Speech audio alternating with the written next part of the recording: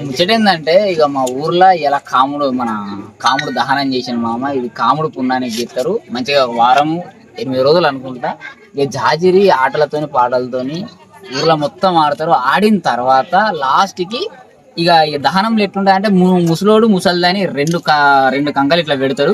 ఆ రెండింటి మధ్యలో పోటీ ఉంటది. ఆ పోటీ ఎట్లా అంటే ఏది తొందరగా కాలుతుందా అని ఉంటది. మన వీడియోలో పెట్టిన మొత్తం మనకైతే ముసలోడు కాలిన ఫస్ట్.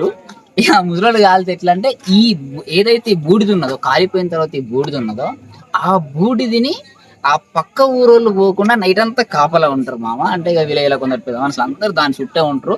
అంటే పుసుకని ఇప్పుడు ఆ బూడిది పక్క ఊరోళ్ళు పట్టుకోవాలి అనుకో, అది ఏమవుతుంది అని అంటే ఇక మన దగ్గర ఉన్న మన దగ్గర ఉన్న బరకతిని వాళ్ళు పట్టుకపోయినట్టు భావిస్తారు మా దగ్గర. అందు గురించి నైట్ అంతా కావాలి. బంగారం కంటే విలువైంది ఇప్పుడు మాది ఈ బూడిదే అన్నట్టు.